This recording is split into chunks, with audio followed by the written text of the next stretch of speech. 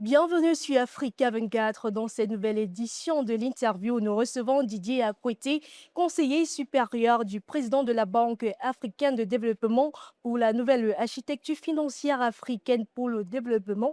Avec lui, nous allons explorer les coulisses de la nouvelle architecture, un projet ambitieux qui promet de transformer en profondeur le financement du continent. Monsieur Didier, bienvenue sur Africa 24. Bonjour madame, merci. Alors, pour commencer, comment les institutions internationales voient-elles la nouvelle architecture?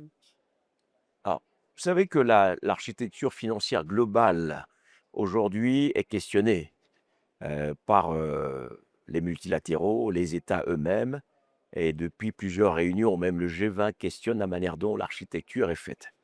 Euh, du côté africain, ça faisait de nombreuses années que les Africains également voulaient proposer une architecture qui corresponde aux besoins de l'Afrique et à ses priorités.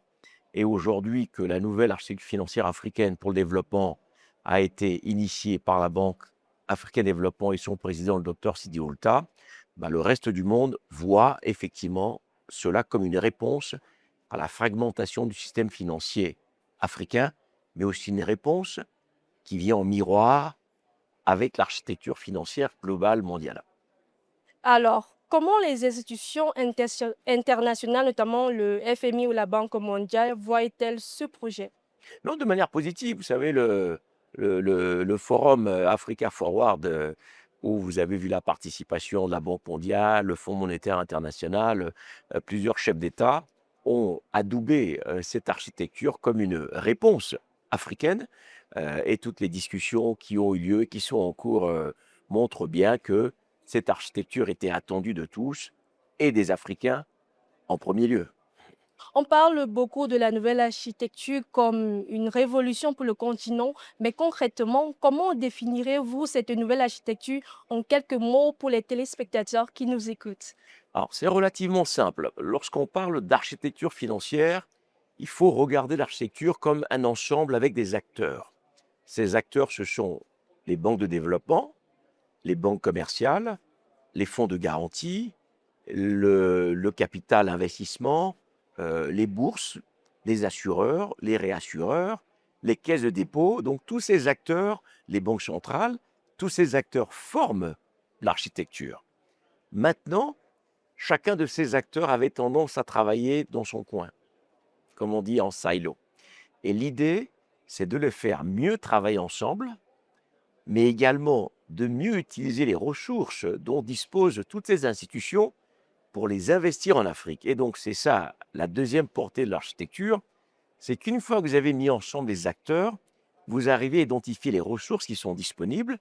Et on estime qu'aujourd'hui, à peu près 4 000 milliards de dollars disponibles sur le continent, pas forcément entièrement mobilisables, mais une partie est mobilisable, c'est-à-dire les caisses de retraite, les fonds souverains, les caisses de dépôt, les assureurs ont effectivement beaucoup de liquidités qu'on pourrait mobiliser justement pour investir en Afrique. Et donc, sur les 4 000 milliards, il y a par exemple 1 000 milliards qui aujourd'hui sont entre les fonds de pension, les assureurs, etc., dont une partie va être mobilisée pour investir en Afrique. Et donc, concrètement, pour vos téléspectateurs, ça veut dire que au lieu à chaque fois d'aller demander de l'argent à l'extérieur, il y a de l'argent disponible sur le continent, mais qui n'est pas bien mobilisé, que la BAD va pouvoir mobiliser dans le cadre de l'architecture et qu'on va pouvoir affecter à des investissements en infrastructure. Vous savez, il y a 300 millions d'Africains qui ont besoin d'accès à l'énergie, si ce n'est 600 millions.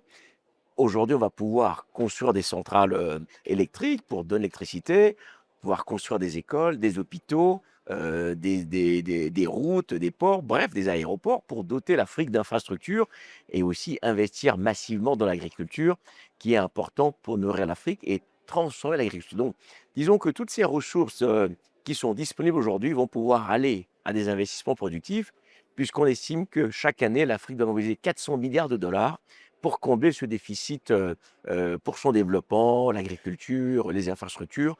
Donc l'architecture répond à ce besoin en mobilisant les acteurs de l'écosystème financier, en mobilisant les ressources domestiques et en les affectant vers en les orientant vers justement des investissements productifs. La nouvelle architecture demande une grande coordination entre tous les pays africains. Comment parvenez-vous à créer cette unité financière pour que le continent parle enfin d'une seule voix face aux marchés mondiaux? Alors, donc, dans un premier temps, pour que l'architecture fonctionne, il faut en définir les règles. Et les règles sont à trois niveaux. Il y a un niveau continental qui est assuré par la BAD, ensuite un niveau régional qui est assuré par les banques régionales de développement et toutes les organisations régionales, et puis un niveau national, des banques nationales de développement, les banques commerciales locales, etc. Et chacun doit jouer son rôle à son niveau. Donc ce que une banque nationale de développement peut faire au niveau national, parce qu'elle est plus proche des PME, elle est plus proche des besoins du pays, la banque régionale va lui donner des ressources pour que celle-ci le fasse mieux, et la banque régionale, pour qu'elle puisse lui donner des ressources à la banque nationale, la BAD va donner aussi des ressources à la banque régionale. Vous voyez, on est sur un effet à trois niveaux où on descend les ressources progressivement pour que celui qui exerce une activité le mieux possible, on lui donne des moyens pour mieux le faire. Maintenant, elle va fonctionner aussi l'architecture parce qu'il va y avoir justement la subsidiarité et la complémentarité. Et donc, ensemble avec ces acteurs, on définit la manière dont chacun soutient l'autre, chacun complète l'autre, et l'un peut remplacer l'autre pour avoir plus d'efficacité. Donc, nous partons d'un univers fragmenté à un univers organisé et coordonné, et c'est en ça que l'architecture va fonctionner avec, bien sûr, l'appui des gouvernants, l'appui des États qui, aujourd'hui, ont besoin encore plus qu'avant de ressources pour financer leur développement. Et c'est pour ça que, lors de ce sommet, par exemple, plusieurs chefs d'État, qui d'abord à Addis Abeba, en février, lors du sommet de l'Union africaine, ont adopté cette architecture comme étant un instrument important pour le continent. Et lors de ce sommet, plusieurs chefs d'État ont encore confirmé l'intérêt d'avoir cette architecture. Alors, l'Afrique a beaucoup d'épargne, notamment fonds de pension, assurance. Comment la nouvelle architecture va-t-elle aider à utiliser cet argent pour financer nos propres projets plutôt que de les laisser dormir à l'étranger?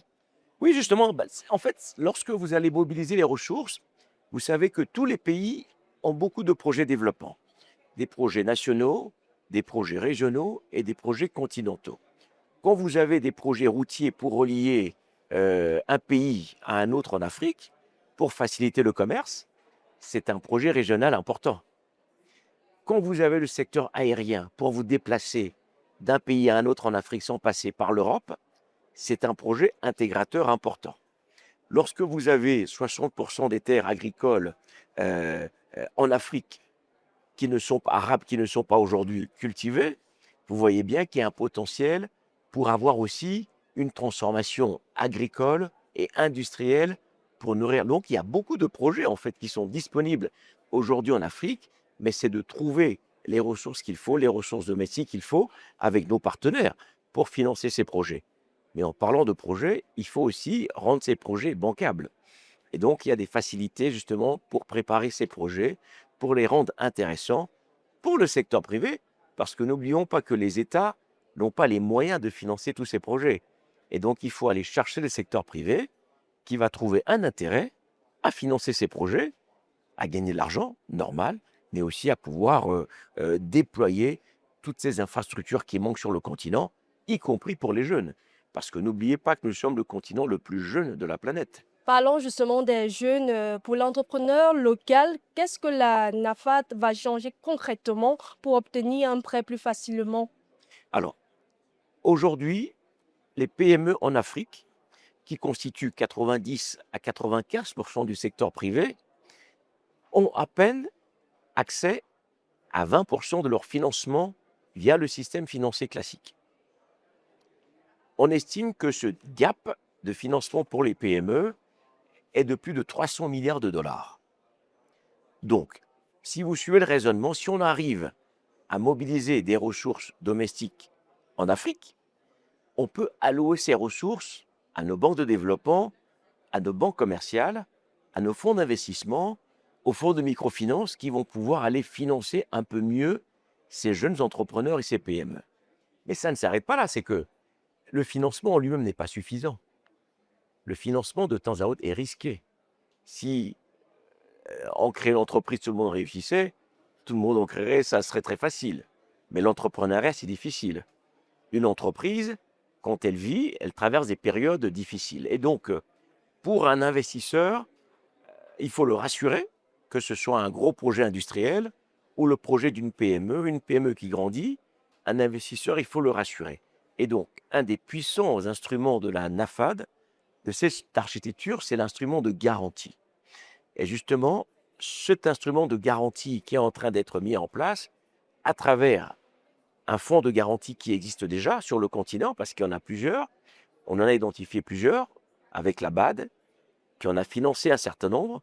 L'idée, c'est de renforcer des fonds de garantie qui existent pour combler aussi ce déficit d'instruments de garantie qui rassurent l'investisseur africain comme international. Ça veut dire que demain, si vous allez mettre vos économies dans un petit fonds qui finance des PME et qu'on arrive à vous dire, allez-y parce qu'on va vous donner une garantie si jamais ça ne se passe pas bien, que vous puissiez récupérer une partie de vos fonds, vous serez rassuré pour mettre votre argent. Donc, c'est exactement ce à quoi le fonds de garantie va servir. La garantie continentale va permettre de dérisquer et de rassurer l'investisseur africain, y compris celui qui a cotisé toute sa vie dans un fonds de pension et qui va récupérer cet argent lorsqu'il sera à la retraite tous les mois. Donc son argent, on va l'investir dans des projets en Afrique, mais on va aussi dérisquer une partie pour être sûr qu'il retrouve son argent, avec d'ailleurs des intérêts, parce que ces projets gagnent de l'argent. Donc il pourra récupérer aussi son argent avec des intérêts, parce que les projets dans lesquels on l'aura financé auront généré des profits pour eux. Pour terminer, quels sont les projets en cours pour la nouvelle architecture? Alors, le premier gros projet sécurisé, c'est le fonds de garantie. Donc, on veut d'abord s'assurer que, au niveau africain, le risque soit perçu différemment. Aujourd'hui, vous savez, lorsque, en tant que pays africain ou entreprise, vous allez vous endetter sur le marché international, le taux d'intérêt que vous payez, vous allez payer 2, 3, 4% de plus qu'une entreprise ou un État qui va s'endetter sur le même marché en provenance d'Asie ou d'Amérique latine, alors que l'investisseur africain, ou du moins celui qui va chercher l'argent depuis l'Afrique, ne présente pas forcément plus de risques. Mais il y a ce qu'on appelle la perception du risque, qui fait que l'Afrique paye énormément d'argent lorsque l'Afrique va lever de l'argent. Et donc, cet instrument qui est extrêmement important pour nous, pour la Banque d'Afrique Développement et pour son président dans le cadre de l'architecture, c'est le premier instrument que nous sommes en train de déployer avec des investisseurs africains et des investisseurs internationaux pour permettre à l'Afrique d'avoir ce puissant instrument de dérisking. Merci Didier Akwete d'avoir répondu aux questions d'Africa 24. Merci à vous, madame. Madame, Monsieur, c'est la fin de cette édition de l'interview. L'actualité africaine continue dans un instant sur Africa 24.